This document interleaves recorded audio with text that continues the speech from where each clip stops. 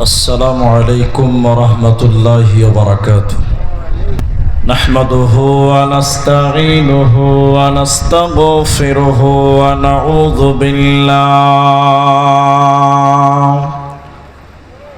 ونعوذ بالله من شرور أنفسنا ومن سيئات أعمالنا من يهده الله فلا مضل له ومن يضلل فلا هادي له وأشهد أن لا إله إلا الله وحده لا شريك له وأشهد أن محمدًا عبده ورسوله أما بعد فإن أصدق الحديث كتاب الله وأحسن الحديث هدي محمد مصطفى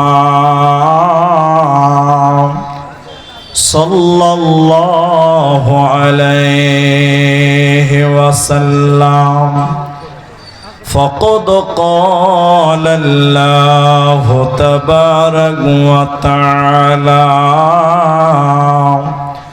بسم الله الرحمن الرحيم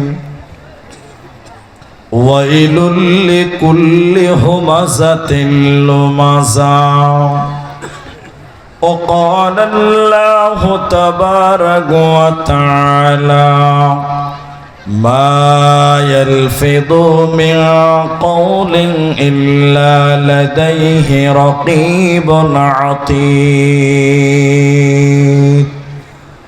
وقال الله تبارك وتعالى وكنا نخوض مع الخائضين أو كما قال عليه الصلاة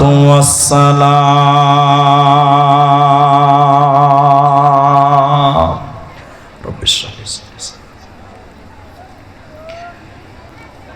মুসলিম জাতি অটুট রত্ন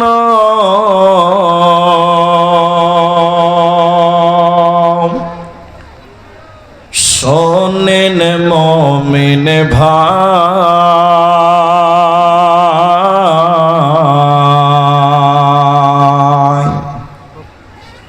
উৎপীড়নে ঈমান বৃদ্ধি ভয় তো তাদের নাই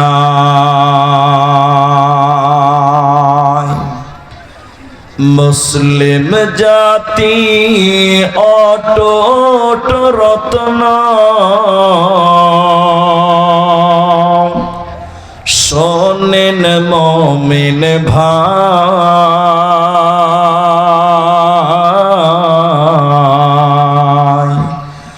উৎপীড়নে ঈমান বৃদ্ধি ভয় তো তাদের নাই মক্কায় এলো জুলুমের ঢেউ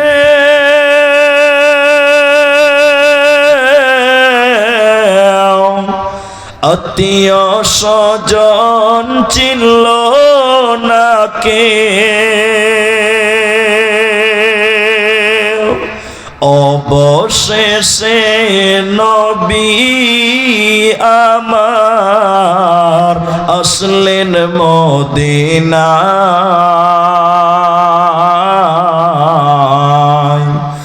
উৎপীড়নে ঈমান বৃদ্ধি ভয় তো তাদের নাই উৎপীড়নে ঈমান বৃদ্ধি ভয় তো তাদের নাই আম্মার ইয়াসির সুমাইয়ার কথা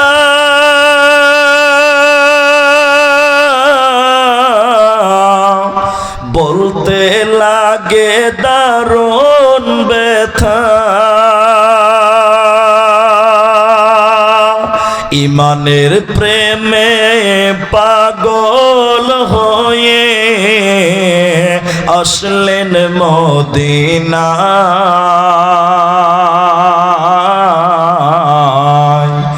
উৎপীড়নে ঈমান বৃদ্ধি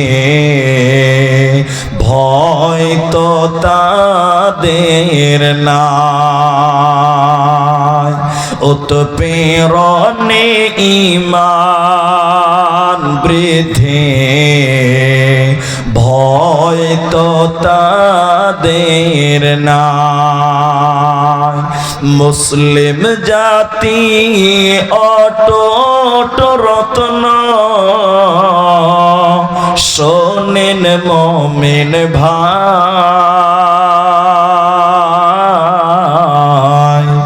উৎপীড়নে ঈমান বৃদ্ধি ভয় তো তাদের নাই উৎপীড়নে ঈমান বৃদ্ধি ভয় তো তাদের নাই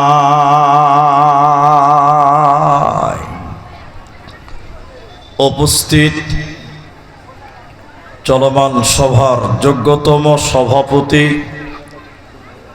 স্টেজি ওলামায়ে কেরাম অতিথিবৃন্দ সামনে বসে থাকা দিনদার ইমানদার মুমিন ভাই সকল দুয়ার কান্টারি মুরব্বী সমাজ স্নেহের কচি কাঁচা পর্দার অন্তরালে বসে থাকা মুমিনা সলেহা মা ও বোনেরা প্রাণ প্রিয় তপন দক্ষিণ দিনাজপুরবাসী প্রশংসা সেই মহান মনিবের দরবারে যে আল্লাহ তাবারক ওয়া তাআলা আমাদেরকে এক মাদ্রাসা কেন্দ্রিক আয়োজিত মাহফিলে বসিয়ে কোরআন এবং হাদিসের আলোচনা করার আপনাদের শ্রবণ করার যিনি তৌফিক ইনায়াত করেছেন সেই মহান মনিবের দরবারে শুকরিয়া আদায় করি আমরা সকলেই একবার বলি আলহামদুলিল্লাহ দরুদ ও সালাম বর্ষিত হোক শেরকারে কায়নাত তাজদারে মাদানী নবী কুল শিরোমণি ইমামুল আম্বিয়া নবী মক্কি নবী মাদানী নবী আহমদ নবী মুহাম্মদুর রাসূলুল্লাহ সাল্লাল্লাহু আলাইহি ওয়াসাল্লাম আল্লাহুম্মা আমিন আল্লাহুম্মা সাল্লি আলাইহি আল্লাহুম্মা বারিক আলাইহি মোহতারাম ভাইও আজিজ ও বুজুর্গ দোস্ত আমি কোরআনুল কারীম 3 জায়গা থেকে 3টি আয়াতের টুকরো পাঠ করেছি উল্লেখিত আয়াতকে কেন্দ্রবিন্দুর মধ্যে রেখে আমি আপনাদের সামনে এক বিষয় কেন্দ্রিক বক্তব্য রাখব যদি আল্লাহ তৌফিক দেন তো আলাইহি তাওয়াক্কালতু ওয়া ইলাইহি উনীব তবে আপনাদের সামনে বক্তব্যের বিষয়টি বলার পূর্বে মাত্র 2 মিনিট কয়েকটি কথা বলছি আপনারা এই কথাগুলোকে মূল্যায়ন করবেন মেনে নেওয়ার চেষ্টা করবেন তাহলে আপনারও সুবিধা, আমারও সুবিধা হবে। প্রথম কথা, আপনারা যারা বসেছেন শ্রোতা হিসাবে এসে, আমি আপনাদেরকে কিছু কথা জিজ্ঞাসা করব, আপনারা মুখ খুলে উত্তর দেবেন। একবার সবাই বলুন ইনশাআল্লাহ, বলুন ইনশাআল্লাহ। কথা বলতে হবে। অনেক জায়গার লোক কথা বলে না, যদি কোনো কিছু জিজ্ঞাসা করছি তো মাথার করে হিলাইছে, মুখ খুলে না। এই জন্য আপনারা মুখ খুলে কথা বলবেন। আরেকবার বলুন ইনশাআল্লাহ। মা বোনদেরকে অনুরোধ করব যে আপনারা কানটা খুলে মুখটা বন্ধ করে আপনারা চুপ মেরে শোনেন, আপনাদের বলার প্রয়োজন নাই।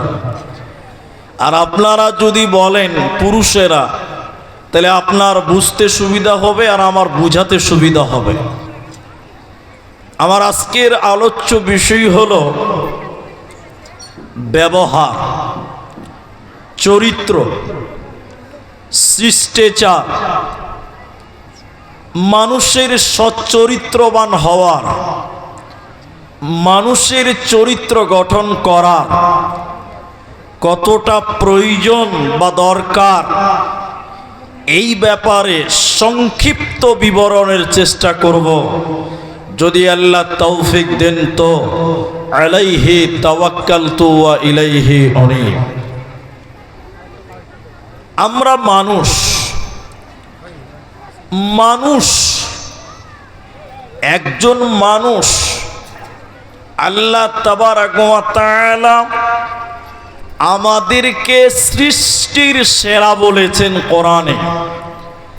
আল্লাহ বলছেন কুনতুম খায়রা উম্মাতিন উখরিজাত লিন-নাস, তোমরাই হলে উত্তম মানুষ, উত্তম জাতি। আমরা যদি উত্তম হই তাহলে আমাদের ক্যারেক্টার, আমাদের ব্যবহার, আমাদের চলাফেরা কেমন উত্তম হতে হবে, এ মর্মেও আল্লাহ তাআলা এবং মুহাম্মদুর রাসূলুল্লাহ অগণন জায়গাতে ওসিয়ত করেছেন, সতর্ক করেছেন। আল্লাহ সুবহানাহু ওয়া তাআলার নবী এক জায়গাতে বলছেন, প্রকৃত মুসলিম কে? কাকে প্রকৃত মুসলিম বলা যায়? আপনি নিজে নামাজ পড়েন না, তাও আপনি নিজেকে দাবি করেন যে আমি মুসলমান। আপনি কোনোদিন মসজিদে যান না, মদ খান, বিভিন্ন পাপে জর্জরিত, এরপরেও নিজেকে দাবি করেন যে আপনি মুসলিম, আপনি জান্নাতি হবেন। কিন্তু আসলেই প্রকৃত মুসলিম কে? প্রকৃত মুসলিম কাকে বলা যায়? এ ব্যাপারে স্বয়ং নবী মুহাম্মদুর রাসূলুল্লাহ বলুন সাল্লাল্লাহু আলাইহি সাল্লাম তিনি বলেছেন। এক, নবী বললেন আল মুসলিমু মান সালিমাল মুসলিমুনা মিন লিসানিহি ওয়া ইয়াদিহি। প্রকৃত মুসলিম সেই যার জবান দ্বারা এবং যার হস্ত দ্বারা, যার হাত দ্বারা, যার জবান দ্বারা অন্য মুসলিম নিরাপদ থাকে, অন্য মানুষ নিরাপদ থাকে, সেই হলো প্রকৃত মুসলিম। জোরে বলুন সুবহানাল্লাহ। তাহলে আপনি জবান দিয়ে মানুষকে কষ্ট দেন, আপনার ব্যবহার এত নোংরা, আপনি আপনার মুখ দিয়ে মানুষকে গালি দেন, আপনার স্ত্রীকে গালি দেন, স্ত্রীকে বংশ তুলে গালি দেন, আপনার প্রতিবেশীকে অকট্য ভাষায় কথা বলেন, গালিগালাজ করেন, তার মানে আপনার মুখ দ্বারা আপনার প্রতিবেশী নিরাপদ, জোরে বলুন নিরাপদ নয়। তার মানে আপনি মুসলিম, তবে আপনি প্রকৃত মুসলমান নয়। নবীজি এজন্য বলেছেন তোমাদের ক্যারেক্টার, তোমাদের চরিত্র এত সুন্দর হবে, তোমাদের জবানের দ্বারাই তোমরা জান্নাতি অর্জন করতে পারবে, তোমরা জান্নাতি হতে পারবে। হযরতে মুআজ হযরতে মুআজ বিন জাবাল রাদিয়াল্লাহু তাআলা আনহু নবীজির কাছে এসে বললেন, ইয়া রাসূলুল্লাহ, নবী আপনি আমাকে একটি আমল বলে দেন, যে আমলের কারণে আমি জান্নাতে যেতে পারব। নবী আপনি আমাকে একটি আমল বলে দেন, যে আমলের কারণে আমি জাহান্নাম থেকে বাঁচতে পারব, যে আমল করলে আমি জাহান্নামে যাব না। বিশ্ব নবী তার নিজের মুখের জিহ্বাকে চিপে ধরলেন। নবীজি নিজের জিহ্বাকে টিপে ধরলেন আর বললেন, মুআজ রে, তুমি তোমার জবানের হেফাজত করো, তুমি তোমার মুখের হেফাজত করো। এই জবান দিয়ে মানুষকে কষ্ট দেবে না, এই জবান দিয়ে মানুষকে গালি দেবে না, এই জবান দিয়ে মানুষকে নরম সুরে কথা বলবে, মানুষকে দুঃখ দিবে না, আঘাত করবে না। এই জবান তোমাকে জান্নাতে নিয়ে যাবে, তোমার কোনো চিন্তা রবে না, রবে না, রবে না। এই জন্য মুসলমান মানুষের সঙ্গে কিভাবে কথা বলবেন, নরম সুরে কথা বলতে হবে। কারণ মুখ দিয়ে যা কিছু আপনি বলেন, যা কিছু মুখ দিয়ে বের করেন, বের করে ফেলে দিলাম, ঝামেলা মিটে গেল না, না, না। আল্লাহ তাবারাক ওয়া তাআলা বলেন, মা ইয়ালফিদু মিন কাওলিন ইল্লা লাদাইহি রাকীবুন আতীদ। আল্লাহ তাবারাক ওয়া তাআলা বলেন, হে বান্দা শুনে নাও, তোমার মুখ দিয়ে যা কিছু তুমি বলো, চাই ভালো বলো, চাই মন্দ বলো, দুইজন ফেরেশতা তোমার সেই কথাগুলো লিখে রাখে। শুধু তাই নয়, তোমার কথাগুলো রেকর্ড করে রাখে। অতএব তুমি যদি কাউকে কষ্ট দাও, নিন্দা করো, গালি দাও, এই গালিটা আল্লাহর ফেরেশতারা রেকর্ড করে রাখে। তোমার কথাটা কল লিস্টে রেকর্ড করে রাখে। কিয়ামতের দিন এই গালিটা তোমাকে শোনানো হবে, আর তোমাকে বিনিময় জাহান্নাম যেতে হবে। তোমার বাঁচার উপায় রবে না, রবে না, রবে না। অতএব মানুষের সঙ্গে বিনয়ের সঙ্গে কথা বলো, জবানের দ্বারা কষ্ট দেবে না।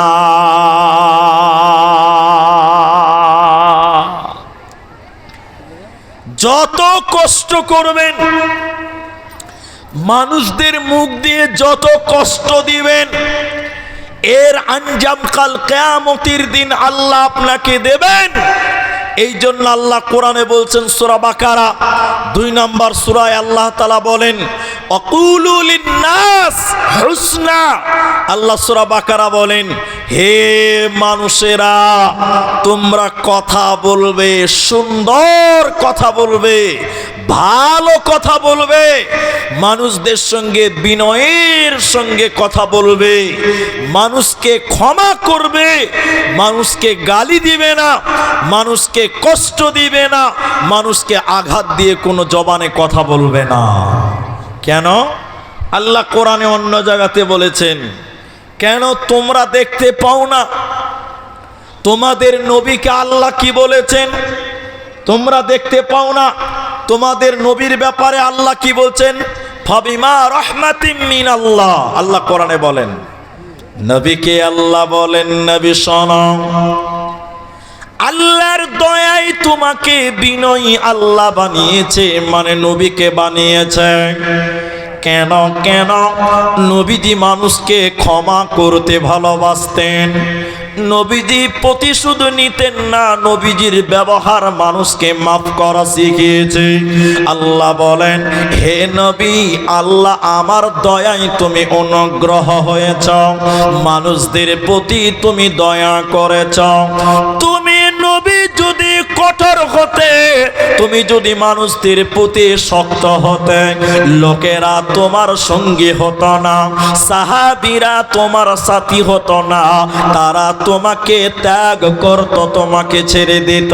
অতএব নবী তুমি নরম, আমি আল্লাহর দয়াতে অতএব নবীর উম্মতের দল তোমরাও নরম হয়ে যাও, মানুষকে মাফ করতে শিখে নাও, মানুষের উপরে প্রতিশোধ নেবে না।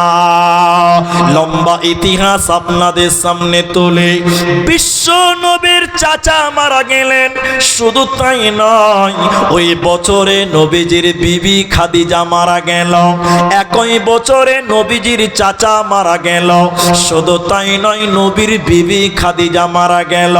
ওই বছরটাকে কষ্টের বছর বলা হয়। মক্কার মুশরিকেরা নবীজিকে আরো অত্যাচার করছে, আরো নির্মমভাবে অত্যাচার করে। নবীজি নিজের জায়গা থেকে প্রায় 80 কিলোমিটার দূরে চলে গেল। মক্কা থেকে 80 কিলোমিটার দূর তায়েফ শহরে নবীজি গেলেন। তায়েফ শহরে গিয়ে কোন এক বংশের 3 জন ব্যক্তির সঙ্গে নবীজি ইসলামের কথা বললেন এবং আশ্রয় চাইলেন। ওরা 3 জন হাসতে হাসতে বলেছিলেন, আল্লাহর কোনো কাজ ছিল না, তোমার মতন পাগলকে আল্লাহ নবী বানাতে যাবে। নবীকে নিয়ে হাসি মজা করতে লাগলো, বলতে লাগলো হয় কাবাকে ভেঙে টুকরো টুকরো করে দেব, তবু নবী তোমাকে নবী বলে মানব না।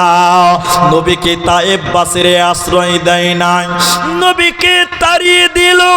নবীর পেছনে পেছনে ওই তায়েফ শহরের যে চাকর চাকরানি ছিল, দাস ছিল, গোলাম ছিল, নবীজির পেছনে লেলিয়ে দিল এবং বাচ্চাদেরকে যুবকদেরকে নবীজির পেছনে লেলিয়ে দিল। তায়েফ শহরে নবীজি গেলেন, নিজের বিবি মারা গেছে, নিজের চাচা মারা গেছে, ভারাক্রান্ত হৃদয় নিয়ে সহ্য করতে না পেরে তায়েফে গেছিল। তায়েফের লোকেরা নবীজিকে অকট্টভাবে নির্যাতন করেছিল, পাথর মারতে মারতে নবীজির পায়ে যেন রক্তের ঝর্ণা বইছে, নবীজির পা দিয়ে যেন চুঁয়ে চুঁয়ে রক্ত পড়ছে। আল্লাহর নবী সেদিন দোয়া করেছিলেন আল্লাহর কাছে, সঙ্গে সঙ্গে ফেরেশতারা এসে বলেছিল, ওই পাহাড়ের ফেরেশতাও এসেছিল, এসে বলেছিলেন ইয়া রাসূলুল্লাহ, নবী হে আপনি যদি চান এই 2 দিকের পাহাড়কে নামিয়ে দিয়ে এই তায়েফ শহরটাকে একদম ধূলিসাৎ করে দেব। নবী তুমি যদি বলো আল্লাহর আদেশে পাহাড়গুলো তায়েফবাসীর উপরে নামিয়ে দেব আর পাহাড়ের পাথর দিয়ে এই তায়েফ শহরটাকে দাবিয়ে দিব, ধ্বংস করে দেব। নবীজি কত উদাসীন, নবীজি কতটা দয়ালু ছিলেন, নবীজির মানবিকতা কতটা ছিলেন, নবীজির ব্যবহার কতটা সুন্দর ছিল। নবীজি বললেন, ওরে ফেরেশতা মণ্ডলী শোনো, না না না, এই পাহাড় দিয়ে তায়েফকে ধ্বংস করতে হবে না। আমার আল্লাহর প্রতি বড় আশা আছে, এদের পূর্ববর্তী কেউ, এদের পরবর্তী কেউ আল্লাহকে আল্লাহ বলে মেনে নেবে, আমি নবীকে নবী বলে মেনে নেবে এবং আল্লাহর ইবাদত করবে। অতএব আমি তাদের ক্ষমা করে দিলাম, আমি প্রতিশোধ নিতে পারি না, পারি না, পারি না। অতএব মানুষদেরকে দয়া করো, মানুষদের সঙ্গে ভালো ব্যবহার করো। তুমি যদি জবানের মাধ্যমে মানুষকে কষ্ট দাও, জান্নাত হবে না, পাবে না, পাবে না। যেই হোক না কেন জবান দিয়ে মিষ্টি কথা বলো, সুন্দর কথা বলো, ভালো ব্যবহার করো। এখন সমাজে কিছু দুশ্চরিত্র পুরুষ আছে, দুশ্চরিত্র, চরিত্র ভালো নয়, সারাদিন বাইরে থাকবে আর যখন বাড়িতে আসবে দেখবেন বোর সঙ্গে খালি ঘেঁচার ম্যাচার ঘেঁচার ম্যাচার ঘেঁচার ম্যাচার করে। এরকম পুরুষ মানুষ আছে না? এদিকে মনে হয় নাই, নাই? সারাদিন মাঠে ঘাটে বিন্দাস কথা বলছে, কোনো টেনশন নেই। আর যত রাগ বাড়িতে আসার পর ওর বউ যদি একটা উল্টা কথা বলে একদম গুষ্টি শুধু গালাগালি করে কি করে না, আছে না নাই? এদিকে নাই? আল্লাহ আকবার। একটা লোক কোনো ব্যবসাতে কাজ করছে বা দোকানে কাজ করছে, ওর স্ত্রী ফোন করেছে, হ্যালো, ফোন ধরে বলছে ফোন করার কোনো টাইম টেবিল নাই, জানো না দোকানে আছি, ফোন রাখো। আর স্ত্রী ফোন করেছে কোনো কাজে, ফোন ধরে বলছে কাণ্ড জ্ঞান নাই, দোকানে আছে এখন ফোন করছো, ফোন রাখো। সঙ্গে সঙ্গে স্ত্রী ফোন কেটে দিয়েছে। একটু পরেই, বেশি লয় অল্প টাইম পরেই আর খালাতো বোন ফোন করে দিয়েছে, হ্যাঁ বলো কি খবর। তখন মিষ্টি করে নরম করে কথা বলে। এরকম দুশ্চরিত্র পুরুষ কি বলছেন নাই গো? এরা কথা বলে না? জবানের দ্বারাই পরিবারকে কষ্ট দেয়, জবানের দ্বারাই পরিবারের লোকদেরকে কষ্ট দেয়। অথচ রাসূলুল্লাহ বলছেন তোমরা জবানকে হেফাজত করো, কষ্ট দিয়ে না মুখের দ্বারাতে। দেখবেন হাদিস আপনাকে শোনাই, নবীজি বললেন, এদিকে দেখেন, এদিকে দেখেন, এদিকে। নবীজি বললেন দুই ঠোঁটের মাঝখান, আচ্ছা আপনার এদিকে দেখেন, দুই ঠোঁটের মধ্যে কি আছে? জিহ্বা। দুই ঠোঁটের মাঝখানে কি আছে? জবান, জিহ্বা, মুখ। দুই পায়ের মাঝখান লজ্জাস্থান, দুই পায়ের মধ্যমস্তন লজ্জাস্থান, আর দুই ঠোঁটের মাঝখানের নাম জবান। নবীজি বললেন কোন মানুষ যদি তার জবান এবং দুই পায়ের মাঝখান লজ্জাস্থান এ দুটির হেফাজতের দায়িত্ব নেয়, আমি বিশ্ব নবী তার জন্য জান্নাতের দায়িত্ব নিলাম। সুবহানাল্লাহ বলেন। এই জন্য মুখ জবান দিয়ে ভালো কথা বলেন, মিষ্টি কথা বলেন। জবানে যা ইচ্ছা তা আপনি বলতে পারেন না, যা ইচ্ছা তা আপনি করতে পারেন না।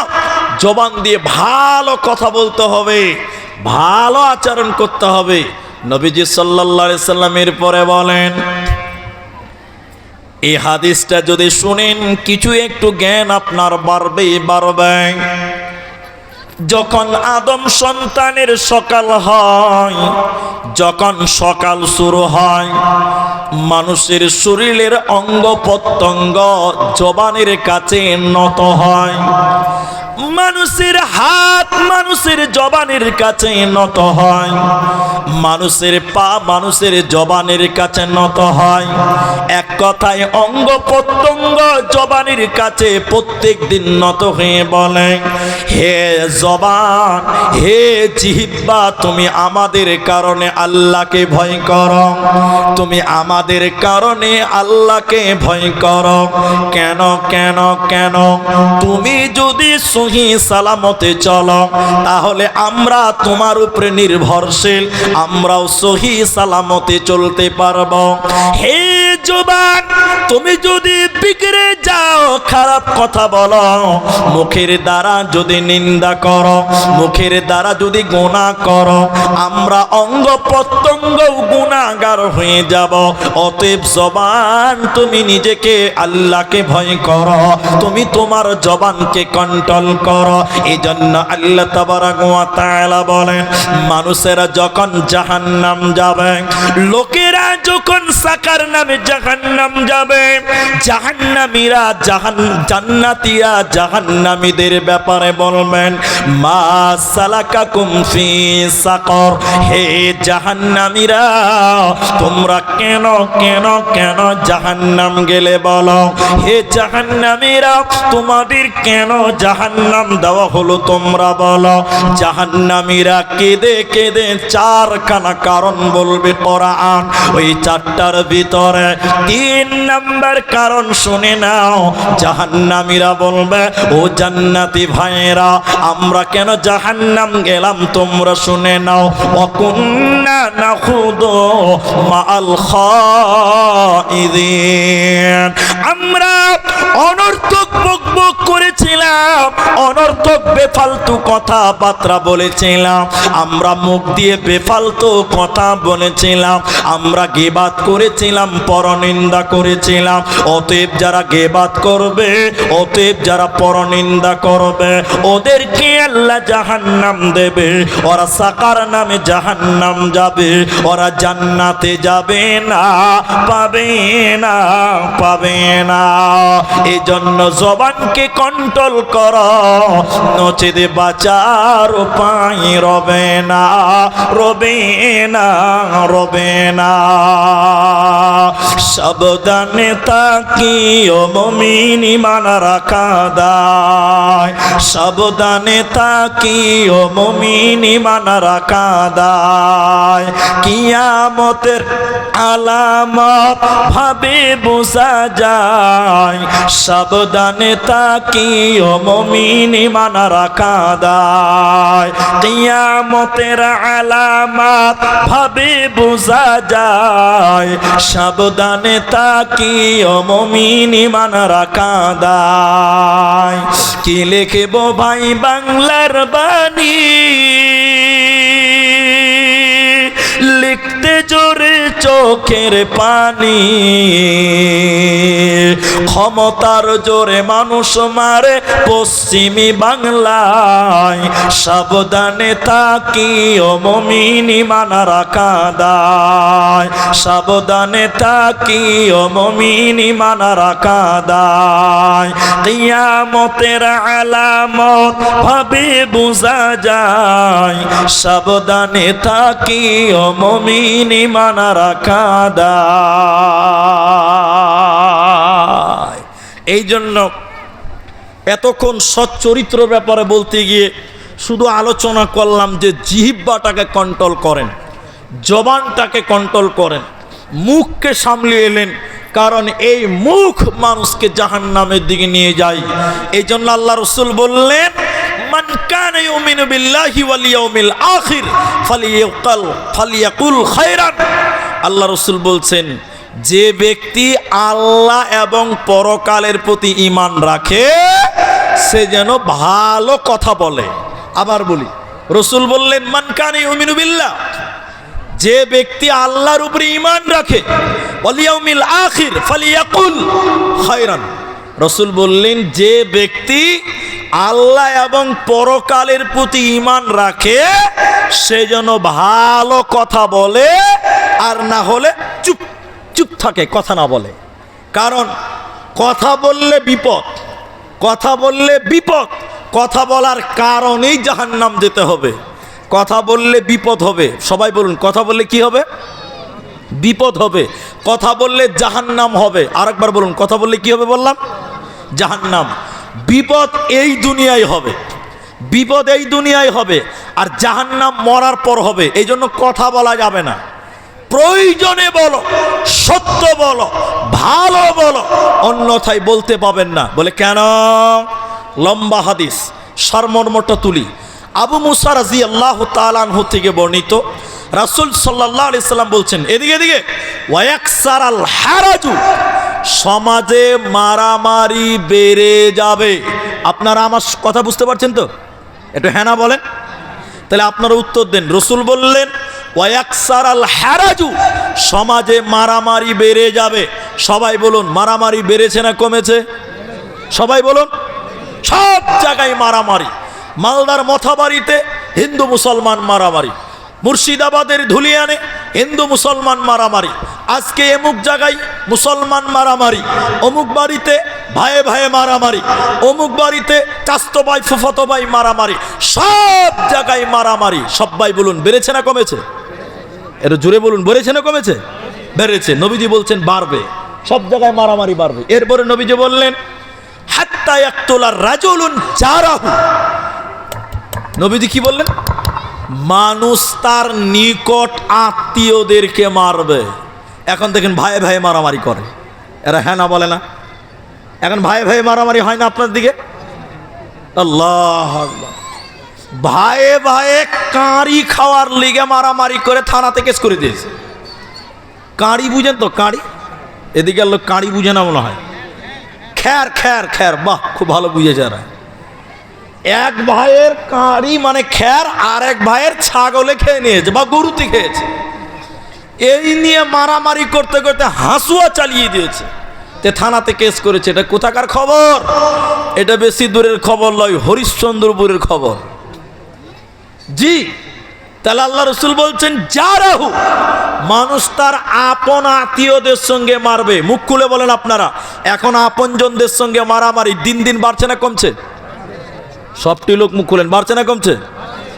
এরপরে রসুল বললেন অফিরায়াতিন আবাহু, মানুষ তার বাবাকেও হত্যা করবে।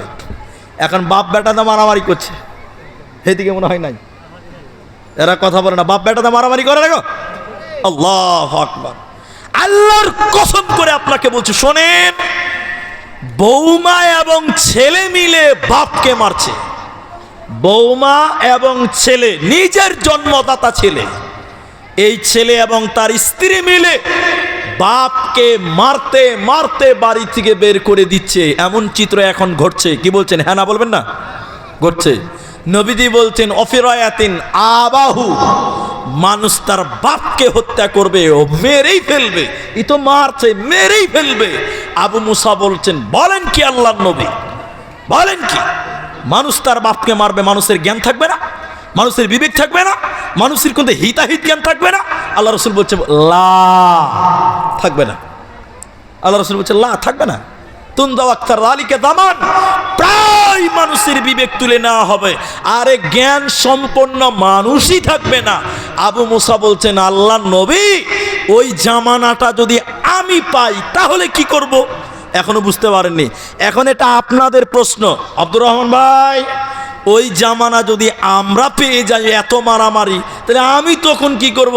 রসুল 3-4টা কথা বলেছেন, আমি 3-4টা বলবো না, একটা বলবো। তার মধ্যে নবীজি একটা বলেন, এদিকে এদিকে এদিকে, নবীজি বললেন জবান বন্ধ করো। কি করতে হবে? এতটি লোক কথা বলে না, জবান বন্ধ, মুখ বন্ধ। আরে মুখ খুললেই ফাঁসি হবে, মুখ খুললেই জেলে যেতে হবে, মুখ খুললেই গুলি করে মারবে আপনাকে। এই জন্য রসুল বলছেন চুপ, মুখ বন্ধ করো, মুখ বন্ধ করো, মুখ বন্ধ করো। নবীজি বললেন বেশি কথা বলা যাবে না।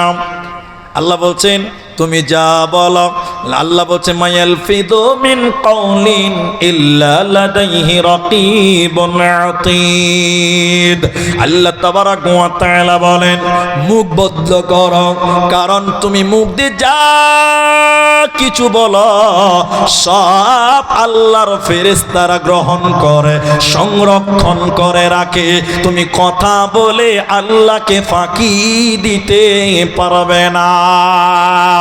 শুধু তাই নয়, নবীজি বললেন যে বেশি কথা বলবে তার বেশি ভুল হবে।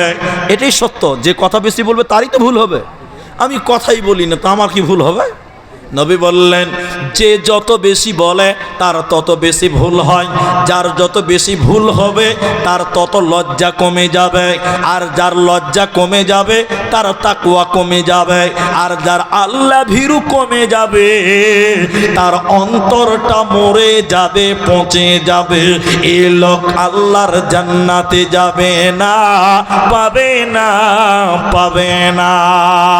এই জন্য বিশ্বনবী বলে এরে আয়েশা, এরে আয়েশা তুমি শুনে নাও, ইন্নাল্লাহ তাআলা রাফিকুন। নবীজি বললেন আয়েশা নিশ্চয়ই আল্লাহ হলো বিনয়, নিশ্চয়ই আল্লাহ হলেন বিনয়, এবং আল্লাহ বিনয়কে পছন্দ করেন। আল্লাহ নম্রতাকে ভালোবাসেন এবং নম্রতার প্রতি আল্লাহ দয়া করেন। অন্য কোন ব্যবহারকে আল্লাহ দয়া করে না, অন্য কোন আচরণকে আল্লাহ দয়া করে না। এজন্য তোমরা তোমাদের ব্যবহার ঠিক করে নাও, ক্যারেক্টার ঠিক করে নাও, চরিত্র সংশোধন করে নাও। তাহলে তুমি কি করো? জবান দিয়ে সত্য কথা বলো, বেঈমানি কথা বলবে না। কি হবে? এদিকে দেখেন, আল্লাহ বলছেন কি হবে? এদিকে দেখেন, দুটি লোক জাহান্নামে এই অবস্থা। আমার দিকে দেখেন, এক নিজের শরীরের মাংস চাবাবে, নিজের শরীরের মাংস চাবাবে, নিজের শরীরের মাংস কামড়াবে, গাধার মতন চিৎকার করবে, গাধার মতন চিৎকার করবে। নিজের শরীরের মাংস চাবাবে। দুই, একটা লোক তার মুখে রড ঢুকিয়ে দিবে মতান্তরে, আঙ্গুল ভরে দিয়ে গালগুলোকে টেনে টেনে টেনে টেনে ফাড়বে, মুখ দিয়ে রক্ত ঝরে ঝরে পড়বে। জিবরাইল, এরা কারা? এদের পাপ কি? নবী দুইজনের কথা বললেন। একজন চুগলখোর, গ্রামের কথা ওর কাছে বলে ঝামেলা লাগাতো। হলো একজন দুশ্চরিত্র লোক, গ্রামের কথা ওর কাছে বলে গন্ডগোল লাগাতো। এরকম মানুষ এখন দুনিয়াতে নাই। আছে? এদিকেও আছে না? খালি দেখবেন, খালি একজনের নামে বদনাম, খালি বদনাম, খালি বদনাম। আমি নাই আর ওনার সামনে খালি আমার নামে বদনাম করতে হবে। আব্দুর রহমান কোনো বক্তা হলো বে, ও যদি ইমদাদুলি ভালো বলতে পারছে। খালি দুর্নাম, খালি বদনাম, খালি কিবা। নবী বললেন, এর কথা ওর কাছে বলে এরকম গ্রামে অশান্তি করত, ঝামেলা করত। দুই নাম্বার, জবান দিয়ে খিস্তি করত, গালি গালাজ করত, নোংরা নোংরা কথা বলতো। এই দুটি লোক জাহান্নামে, তাদের এইভাবে শাস্তি দেওয়া হবে। এদের চরিত্র এত নোংরা, এরা জান্নাতি হবে না, পাবে না, পাবে না। মুখ দিয়ে যারা গীবাত করে, মুখ দিয়ে যারা নিন্দা করে, ওদের ব্যাপারে আল্লাহ সূরা হুমাজাতে বলেন, ওয়াইলুল লিকুল্লি হুমাজাতিল লুমাজা। দুর্ভাগ্য প্রত্যেক সেই ব্যক্তিদের, ওই লোকদের দুর্ভাগ্য, ওই লোকেরা ধ্বংস হবে, ওই লোকেরা জাহান্নাম যাবে। সেই লোকেরা কারা? যারা সামনে নিন্দা করে, পেছনে পেছনে গীবাত করে। যারা সামনে নিন্দা করে, পেছনে গীবাত করে, এদেরকে হুতামা নামক জাহান্নামে ফেলা হবে। এরা চরিত্রবান নয়, এরা দুশ্চরিত্র, গীবাত করে বেড়ায়, পরনিন্দা করে বেড়ায়। এদেরকে হুতামা নামক জাহান্নাম দেবে। আল্লাহ তাবারাক ওয়া তাআলা বলেন, নবী হে, তুমি কি হুতামা নামক জাহান্নাম জানো? কোনটাকে হুতামা নামক জাহান্নাম বলে? আল্লাহ কোরআনের ভিতরে বললেন, তা হলো এক টুকরা আগুনের টুকরা, একটা জ্বলন্ত আগুনের টুকরা। ওই আগুনের টুকরা খানা এই গীবাতকারীদের, পরনিন্দাকারীদের বুকের উপরে আগুনের টুকরা নামিয়ে দেওয়া হবে। ওই আগুনের টুকরাতে তাদের শরীরটা পুরে ছারখার হবে। আল্লাতী তাত্তালিউ আলাল আফইদা। ওই আগুনের টুকরা খানা মানুষের হৃৎপিণ্ড পর্যন্ত পুড়ে যাবে, মানুষের কলিজা পর্যন্ত পুড়ে যাবে।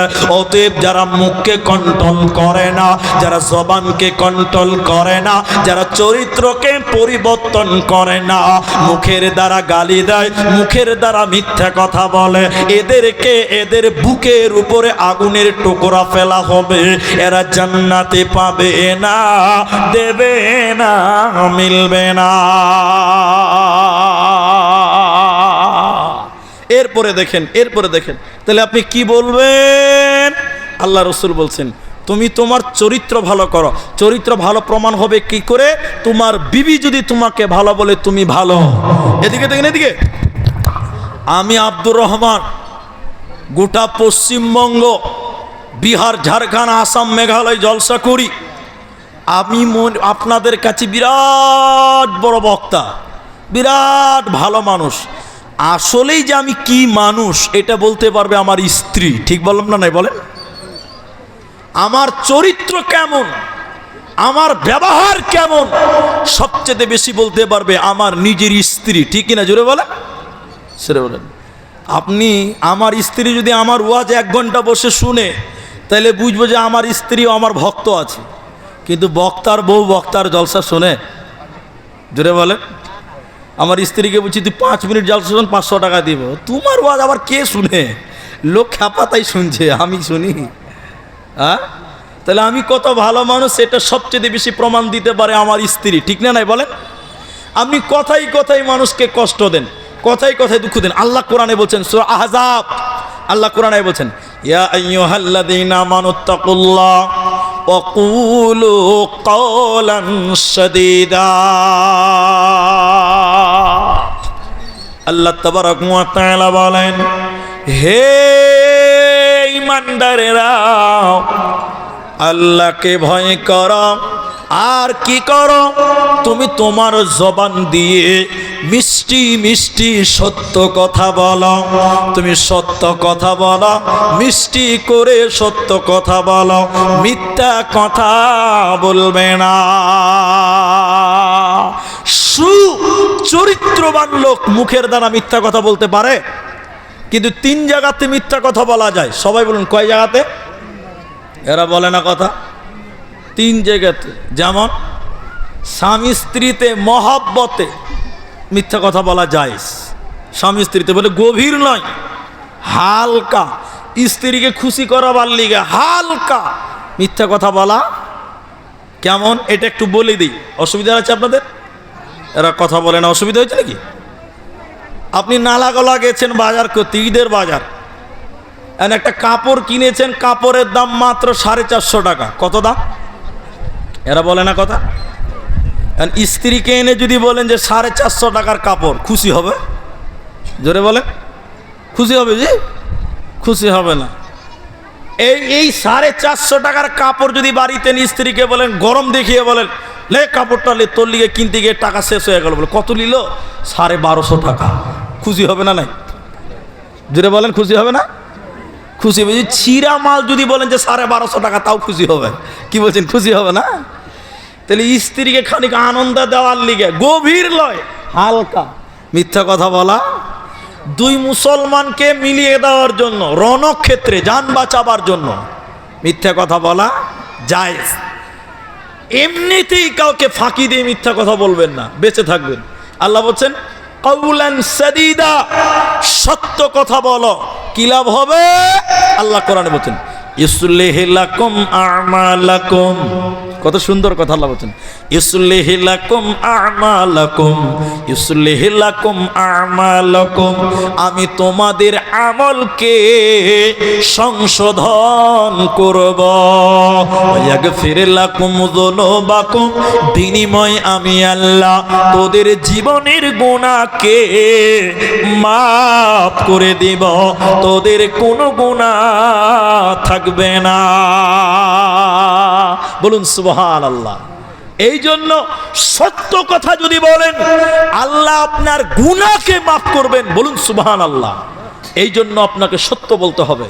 এরপরে চলুন হাদিস। হযরতে নওয়াস বিন সামআন আল আনসারী, এগুলো বানিয়ে বানিয়ে বলছি গল্প, হাদিসের রাবি সহ বলছি। হযরতে নওয়াস বিন সামআন আল আনসারী রাদিয়াল্লাহু তাআলা আনহু, তিনি বলছেন, আমি নবীকে জিজ্ঞাসা করলাম, ইয়া রাসূলুল্লাহ, নেকি কি? কোন জিনিসকে নেকি বলা হয়, আর গুনাহ কি আপনি বলেন? এদিকে এদিকে এদিকে। নবীজি বলছেন নেকি, নেকি হলো উত্তম চরিত্রর নাম হলো নেকি। বলুন সুবহানাল্লাহ। উত্তম চরিত্রই হলো নেকি। গুনাহ কাকে বলা হয়? কোনটাকে গুনাহ বলা হয়? তোমার মনে যেটাকে সংকোচ করে, সন্দেহ করে, যে কাজ মানুষের সামনে করতে লজ্জা করে, ওটাকে গুনাহ বলা হয়। নবীজি উত্তম চরিত্রের গুরুত্ব দিয়ে বললেন, হযরতে জারির রাদিয়াল্লাহু তাআলা আনহু তিনি বর্ণনা করেছেন, নবীজি বললেন, যাকে উত্তম চরিত্র দেওয়া হলো, তাকে দুনিয়ার সব কল্যাণ তাকে দেওয়া হলো, আর যাকে উত্তম চরিত্র দেওয়া হলো না, ও দুনিয়ার কোনো কল্যাণ পেল না। এই জন্য চরিত্র সংশোধন করে নাও, উত্তম চরিত্র গঠন করো, আল্লাহর জান্নাতি হবে, কোনো টেনশন রবে না। হযরতে আবু দারদা রাদিয়াল্লাহু তাআলা আনহু তিনি বললেন, বিশ্ব নবী বলছেন, শুনে নাও, একজন মুমিনের কিয়ামতের দিন আমলের পাল্লাতে সবচেয়ে ভারী হবে কি? একজন মুমিনের কিয়ামতের দিন আমলের পাল্লাতে সবচেয়ে ভারী হবে কি? কোন আমলটা সবচেয়ে ভারী হবে? নবীজি বললেন উত্তম চরিত্র মুমিনের আমলের পাল্লাতে সবচেয়ে ভারী হবে। বলুন সুবহানাল্লাহ। নবীজি বাচ্চা ছেলেদেরকে দেখতেন, এদিকে নবীজি বাচ্চা ছেলেদেরকে ডাকতেন, নবীজির কাছে যে নবীজিকে জড়িয়ে ধরতেন। এখন অনেক মানুষ আছে, অনেক গার্জেন আছে যাদের ওই পুরুষ মানুষ যদি রাস্তায় বার হয়, পাড়ার ছেলে মেয়েরা ভয়ে বাড়ি থেকে চলে যায়। ঠিক বললাম না? নাই বলেন? তার মানে আপনার চরিত্র ভালো নয়। রাসূল সাল্লাল্লাহু আলাইহি ওয়াসাল্লাম মসজিদে বাচ্চা দেখেছেন, বাচ্চাদেরকে আদর করেছেন, চরিত্রবান পুরুষ। নবীজি সাল্লাল্লাহু আলাইহি সাল্লাম খুতবা দিচ্ছেন, তার নাতিরা চলে এসেছে হাসান হুসেন। নবীজি সাল্লাল্লাহু আলাইহি সাল্লাম খুতবা থেকে নেমে দুই নাতিকে কুলে নিয়েছেন, আবার মিম্বারে চেপেছেন, বাকি খুতবা শেষ করেছেন। এখন বলেন, এদিকে এদিকে, আপনাদের মসজিদের ইমাম সাহেব, জুম্মার মসজিদের ইমাম মুলবি খুতবা দিচ্ছে, এমন সময় যদি ইমামের দুটা লাতি মসজিদে চলে আসে, ইমাম যদি খুতবা থেকে নেমে এসে লাতিকে একবার কুলে নেয়, ওর চাকরি থাকবে? জোরে বলুন, ওর চাকরি থাকবে? ওর 17 গোষ্ঠী শুদ্ধ উচ্চার করে দিবে গ্রাম থেকে, পালা। অথচ রাসূল সাল্লাল্লাহু আলাইহি ওয়াসাল্লাম কত আদর্শবান ছিলেন। এই মর্মে আপনাদের একটি মাত্র ওসিয়ত করব, লম্বা সময় লাগবে না। সাহাবীটির নাম হযরতে যায়েদ বিন হারিস রাদিয়াল্লাহু তাআলা আনহু। আমার মায়েরা, এই ইতিহাসটা শুনেন, এই ইতিহাসটা যদি আপনি শুনেন, আমার মন বলছে তাহলে আপনার চরিত্র কেমন হওয়া উচিত আপনি নিজে অনুমান করতে পারবেন। এই ওসিয়তটা শুধু শুনেলেন। নবীজির কিনা গোলাম নবীজির কাছে থাকতেন এবং তাকে বলা হয়েছে পালিত পুত্র। নবীজির এই সাহাবী নিজের বাপ ভুলে যেতে চেয়েছেন, নিজের চাচা ভুলে যেতে চাইছেন, কিন্তু আল্লাহর নবীকে ছাড়তে পারেননি। বলুন সুবহানাল্লাহ। ইনি ছিলেন গোলাম। ইতিহাসটা বলি, 5-7 মিনিট লাগবে, আমার দিকে তাকান। হযরতে যায়েদ, মায়েরা বোনেরা শোনেন, যখন নাবালক 8 বছরের বাচ্চা ছিল, হযরতে যায়েদ তার মা এবং খালার সঙ্গে নানির বাড়ি বেড়াতে যাচ্ছিল। মনে করলেন নানির বাড়ি, মনে করলেন আপনার কিনা গঙ্গারামপুর। এবার নালাগোলা থেকে যায়েদ তার মা এবং খালার সাথে যাচ্ছে কোথায়? নানির বাড়ি। সে জামানায় হেঁটে হেঁটে যেতে হবে। বাচ্চা যায়েদ একবার মায়ের হাত ধরছে, একবার খালার হাত ধরে নাচতে নাচতে নানির বাড়ি যাচ্ছিল। যেতে যেতে যেতে যেতে রাস্তাতে ডাকাতের দল, লুটেরার দল, ছিনতাইয়ের দল হযরতে যায়েদকে তার মা এবং খালার কাছ থেকে ছিনতাই করলো, ডাকাতি করে নিল। দুটি মহিলার গায়ে শক্তি কম, তাই এদের কাছ থেকে যায়েদকে ডাকাতি করে নিয়ে গেল। নিয়ে গেল তো গেল কোথায়? মদিনার বাজারে বিক্রি করার জন্য। সে জামানায় গোলাম বিক্রি হতো, মানুষ বিক্রি হতো। হযরতে যায়েদকে ডাকাতের দলেরা বিক্রি করার জন্য বাজারে দাঁড়িয়ে আছে। এই যায়েদকে কিনবে কে? এই যায়েদকে কিনতে এসেছে কে? না রাসূলের প্রথম বিবি আম্মা জান খাদিজা রাদিয়াল্লাহু তাআলা আনহার ভাতিজা। সে যখন যায়েদকে দেখলো, যায়েদকে দেখে তার ভালো লেগে গেছে। আহারে এত সুন্দর বাচ্চা। সে যখন কিনছে মনে মনে চিন্তা করলো, আমার ফুফু খাদিজা তার স্বামী নাই, একাই সে থাকে, এই বাচ্চাটাকে আমার খাদিজা ফুফুর কাছে দিব, ফুফুর সঙ্গে সে সময় পার করবে। এই নিয়তে যায়েদকে কিনে নিল। ডাকাতের কাছ থেকে যায়েদ চলে গেল খাদিজার কাছে। এবার খাদিজার কাছে থাকতে থাকতে থাকতে থাকতে বড় হচ্ছে। যেদিন আম্মা জান খাদিজা রাসূলের সঙ্গে বিয়ে হয়ে যায়, সময় আল্লাহর নবীর বিবি খাদিজা সব কিছু দান করে দিয়েছিলেন। নবীজি সেগুলো বাইতুল মালে জমা করেছিলেন। শেষের বেলায় নবীজির এই বিবি খাদিজা এই যায়েদের হাত ধরে এসে বলছিলেন, স্বামী আমার, ইয়া রাসূলুল্লাহ, এই বাচ্চাটার নাম যায়েদ, একে আমার ভাতিজা আমার জন্য নিয়ে এসেছিল। নবী গো, স্বামী আমার, এই যায়েদকে আজকে আমি আপনাকে দিয়ে দিলাম। কখনো উজুর পানি আনতে হবে, কখনো জুতো সোজা করতে হবে, কখনো আপনার কাজে কামে লেগে যাবে। এবার যায়েদ চলে গেল নবীজির কাছে। তাহলে মা এবং খালার কাছ থেকে ডাকাতেরা ডাকাতি করলো, বিক্রি করে দিল, খাদিজার কাছে গেল। এবার নবীজির কাছে, নবীজির কাছে লালিত পালিত হচ্ছে। যায়েদের গ্রামের দুটি লোক হজ করতে এসেছিল মক্কাতে। হজ করতে এসে যায়েদকে দেখে চিনা চিনা লাগছে, অমুকের বেটার মতন লাগছে, যেটা হারিয়ে গেছে। এবারে দুটি লোক গ্রামে যে যায়েদের বাপকে বলছে, ও যায়েদের আব্বা, আর তোমাকে কানতে হবে না, তোমার যায়েদকে আমি মক্কাতে নবী মুহাম্মাদের কাছে দেখলাম। হযরতে যায়েদের বাপ পাগলের মতন হয়ে গেছিলেন। যায়েদের বাপ খুশিতে আত্মহারা হলো, কিছু মাল নিল এবং যায়েদের চাচাকে সঙ্গে নিয়ে নবীজির কাছে এসে বললেন, ইয়া রাসূলুল্লাহ, আপনি এতিমের কষ্ট বুঝেন, বিধবার কষ্ট বুঝেন, গরিবের কষ্ট বোঝেন। নবী আমার, এই যে মাল নিয়ে এসেছি, এই মালগুলো আপনি নিন, আর আমার বেটা হযরতে যায়েদকে আমার কাছে ফিরিয়ে দেন। নবীজি বললেন, কি বলছো বলো? এবার যায়েদের বাপ কাঁদতে কাঁদতে বলেছিলেন, ইয়া রাসূলুল্লাহ, ইয়া হাবিবাল্লাহ, নবী গো, আপনার কাছে যে বাচ্চাটা মানুষ হচ্ছে, ওই বাচ্চাটার বাপ আমি, ওটা আমার বেটা, ওর নাম ছিল যায়েদ, আর আমার পাশে যিনি দাঁড়িয়ে আছে ইনি তার চাচা। নবী গো, কিছু মাল এনেছি, মালগুলো নিয়ে নেন, আর আমাদের বেটা, আমার ছেলেকে আমার কুলে ফিরিয়ে দেন। নবীজি বললেন, না না না, এইভাবে বাচ্চা ফিরিয়ে দেব না। নবীজি বললেন, যায়েদ রে, কোথায় আছো যায়েদ? যায়েদ লাব্বাইক দিয়ে চলে এলো। এবার নবীজি বললেন, যায়েদ রে, এদেরকে তুমি দেখো, তুমি তাদের চিনতে পারো নাকি? যায়েদ যখন তার বাপের দিকে তাকিয়েছে, বাপের মুখ দেখে যায়েদ চিনতে পেরে কাঁদতে লেগে গেছে।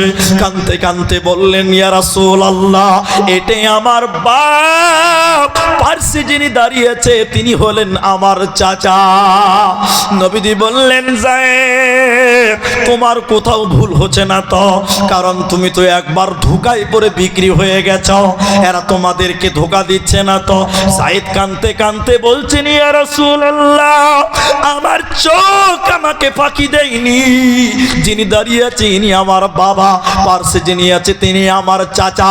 নবীজি বললেন, যায়েদ রে, তুমি আমার কাছে অনেক দিন মানুষ হলে, অনেক দিন থাকলে, তবে আজকে তোমাকে আমি স্বাধীনতা দিলাম। তোমার মন চাইলে বাপ চাচার সঙ্গে চলে যাও, মন চাইলে তুমি আমার কাছে থেকে যাও, আমি তোমাকে আদেশও করব না, আমি তোমাকে নিষেধও করব না। কারণ আমি যদি তোমাকে বলি তোমায় চলে যাও, তোমাকে যেতেই হবে, থাকলে তোমার ঈমান থাকবে না।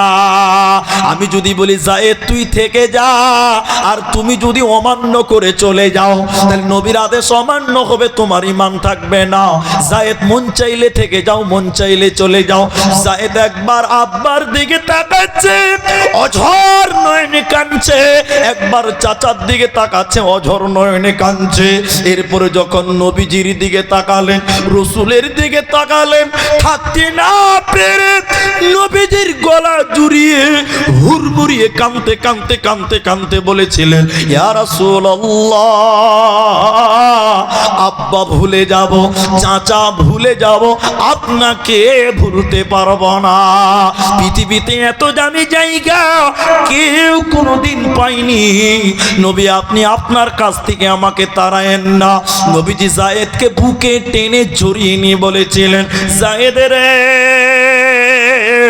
তুমি আমার বেটার জায়গা দখল করলে, আমার কোনো বেটা নাই, আজ থেকে তুমি আমার বেটা হয়ে গেলে। এই জন্য মুহাদ্দিসগণ সাঈদকে রাসূলের পুষ্ণপুত্র, পালক পুত্র বলেছে। তাহলে নবীজির ব্যবহার, নবীজির ক্যারেক্টার, নবীজির আদর্শ কত সুন্দর। গোলাম বাবা মা ছেড়ে দিবে, নবী ছাড়তে পারে না, পারে না, পারে না। তোমার মতো দয়ার নবী আর পাবো না, তোমার মতন প্রিয় নবী আর পাবো না, তোমার মতন প্রিয় নবী আর পাবো না। দেখা দিও ও গো নবী, চুপে যায় না, তোমার মতন দয়ার নবী আর পাবো না, তোমার মতন প্রিয় রাসূল আর পাবো না। তাহলে গোলাম বাপমা ছেড়ে দিবে, রসুলকে ছাড়তে পারবে না। একবার বলুন সুবহানাল্লাহ। আর আপনার বাড়িতে 10 দিন হলে একটা লেবার কাজ করে, কি করছেন আপনি বলুন তো? রাজমিস্ত্রি কাজ করাচ্ছেন, বাড়ি বানাচ্ছেন, মিস্ত্রি আরম্ভ করেছে 10 দিন হয়েছে, মুখ খুললেন কদিন হয়েছে? যখন সকাল 10টা বাজে, এই রোদ, কঠোর রোদ, চেয়ার নিয়ে আপনি বসছেন কোথায় জানেন? যেখানে মিস্ত্রি কাজ করতে, ওখানে বসছেন। কেন বসছেন? কি উদ্দেশ্য? উদ্দেশ্য পরিষ্কার, লেবার যেন ফাঁকি দিতে না পারে, এটা হলো আপনার উদ্দেশ্য। আমি ঠিক বললাম তো? এরপরও 45 ডিগ্রি তাপ, 45 ডিগ্রি তাপ সহ্য করা যাচ্ছে না। লেবার বারবার খালি মুখ মুছছে, আর বেশি লয়, এই 8 ঘন্টা ডিউটিতে 3 বার পেশাব করতে গেছে। কবার? বলেন বলেন। বাড়ির মালিক মিস্ত্রিকে বলছে লেবার চেঞ্জ করো, খুব ফাঁকিবাজ। কবার পেশাব করেছে বললাম? 3 বার। তাতেই বলছে লেবার চেঞ্জ করো। তাহলে আপনার মানুষের প্রতি দয়া আছে? রসুলের কাছে আনাস 10 বছর থেকেছে, 10 বছর। ক বছর বললাম? 10 বছর। হযরত আনাস বলছেন বিশ্ব নবী আমাকে কোনোদিন ধমক দিয়ে কথা বলে নাই। বলুন সুবহানাল্লাহ। আর আপনি দিন রাত লেবারকে বকেন, দিন রাত কষ্ট দেন। আমার বাড়িতে কাজ চলছে 2 তালাতে, আমি নিচের তালা ফ্যানের তলে থাকতে পারছি না, পিঠ ঘেমে যাচ্ছে। অথচ লেবার সারা দিন সিঁড়ি বেয়ে বেয়ে ইট নিয়ে যাচ্ছে 3 তালাতে, আমি নিচ তালাতে ফ্যানের তলে ঘুমাতে পারি না।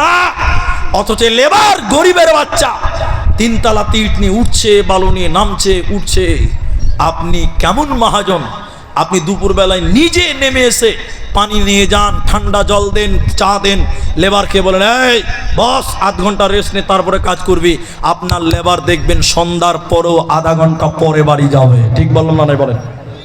আর আপনি যদি বলেন এত পেশাব করতে কেন যাবে, তাহলে ঘুরি থেকে 3 মিনিট আগে কাজ ছাড়বে। ঠিক বললাম না? নাই বলেন। আর আপনি যদি আধা ঘন্টা দুপুর টাইমে রহম করেন, দেখবেন মগরিবের আজান হবে, তাও বলছে খানিক মশলা করেই যায়, ফাঁকি দিবে না। ঠিক বললাম না? নাই বলেন। হযরত আনাস 1 দিন 2 দিন নয়, নবীজির খিদমতে 10 বছর ছিলেন। হযরত আনাসের সাক্ষী গ্রহণ করেন। তিনি বলছেন নবীজি আমাকে কোনোদিন ধমক দিয়ে কোনো কথা বলে নাই। বলুন সুবহানাল্লাহ। এই জন্য আল্লাহ বলছেন লাকাদ কানা লাকুম ফি রাসূলিল্লাহি উসওয়াতুন হাসানা, মুহাম্মাদুর রাসূলুল্লাহ সাল্লাল্লাহু আলাইহি সাল্লাম তোমাদের জন্য উসওয়ায়ে হাসানা, উত্তম আদর্শ। বলুন সুবহানাল্লাহ। এই জন্য নবীজিকে আদর্শ রূপে গ্রহণ করুন। নবীজির মতন শিষ্টাচার, নবীজির মতন আখলাক আপনার ভিতরে আনেন। চলেন হাদিস শোনাই উত্তম ব্যবহারের গুরুত্ব কত। ভাইজান 12টা পার হয়ে গেছে, 12টা পার হয়েছে, 50% লোক পালিয়ে গেছে, আর হয়তো 40% আছে, 60% লোক চলে গেছে। যারা রাস্তাঘাটে আছে তারাও চলে যাবে। আমি আরও 2-4টা হাদিস বলবো আপনাদের সামনে। আপনারা যদি পালিয়ে যান তাহলে এটা একটা মাদ্রাসা জালসা, তাহলে এই মাদ্রাসা জালসাওয়ালারা মরে যাবে। কারণ এটা আদায়ের জালসা, আপনারা শুনে এসেছেন, জেনে এসেছেন। আপনারা তার মানে এই নয় যে আপনার পকেটে ভরে আমি টাকা নিব, ওটা আমি পারি না।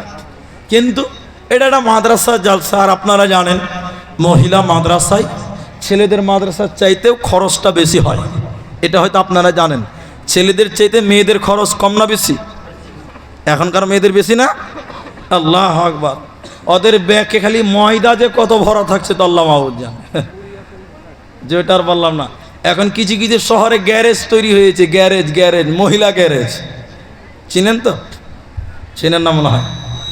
একবার ঢুকবে 5,000 টাকা লাগবে। আমার 4 চাকা যদি শোরুমে ঢুকে তাও 5,000 টাকা লাগবে না।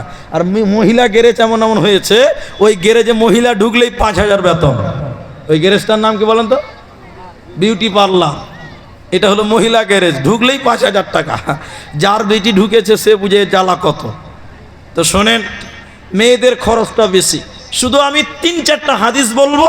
এটা মাদ্রাসার জালসা, আপনারা একটু বসেন। বসবো বলুন ইনশাআল্লাহ। পানি আছে গো? ওগুলো কিনা পানি আছে? আর বোতলের পানি আর আছে? কলের পানি আনিয়েন না আবার। আচ্ছা, আপনারা এদিকে তাকান। আমরা আধা ঘন্টা টাইম আছি, বলুন ইনশাআল্লাহ।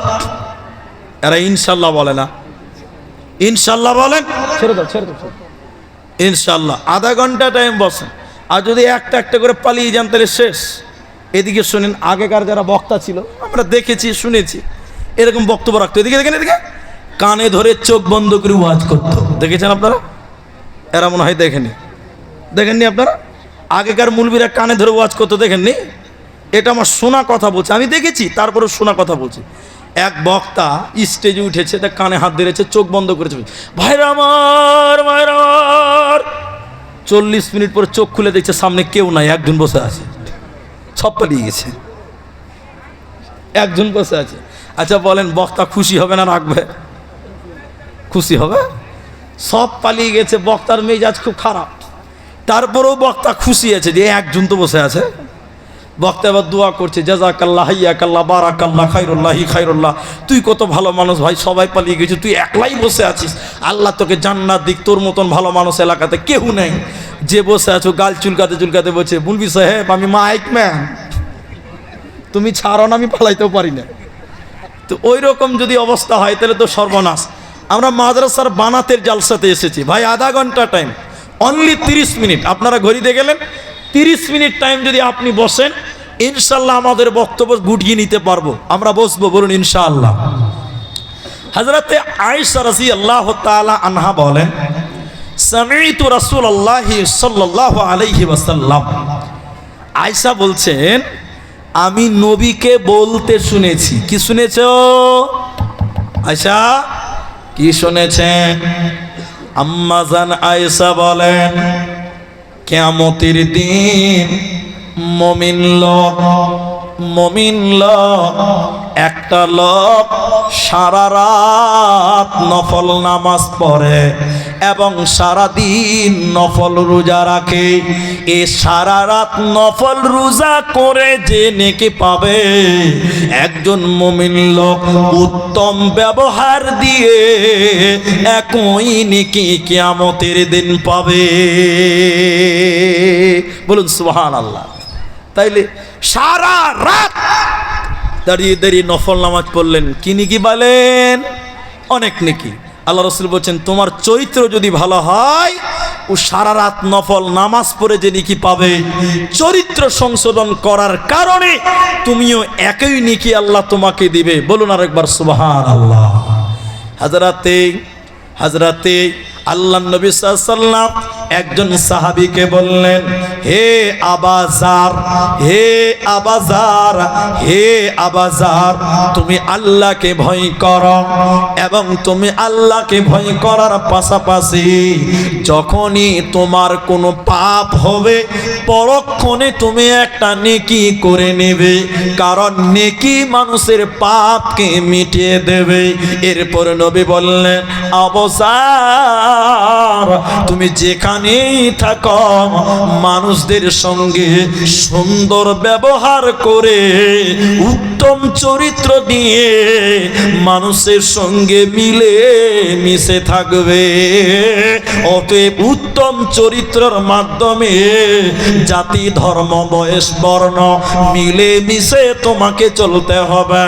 শুধু তাই নয়, তোমার বাপ যদি মুশরিক হয় ওই মুশরিক বাপের সঙ্গেও তুমি ভালো ব্যবহার করো, উত্তম ব্যবহার করো, উত্তম চরিত্রবান আদর্শ গঠন করো, তাহলে তুমি পরকালে কামিয়াব হবে।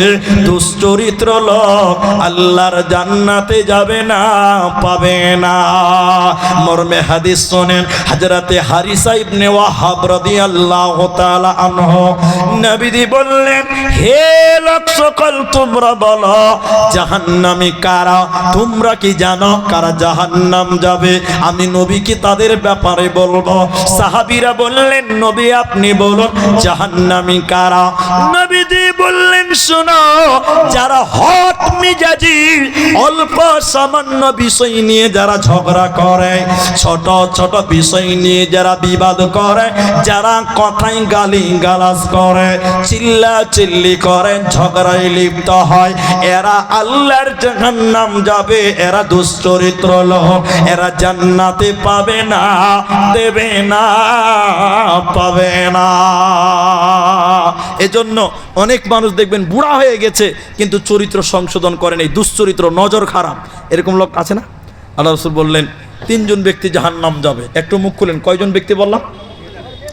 3 জন ব্যক্তি জাহান্নাম যাবে। জাযাকাল্লাহ। 3 জন ব্যক্তি জাহান্নাম যাবে। 3 জন কে? এই 3 জন বলবো, আর বক্তব্য আগাবো না। যারা বসে আছেন এই 3 জন শুনেন।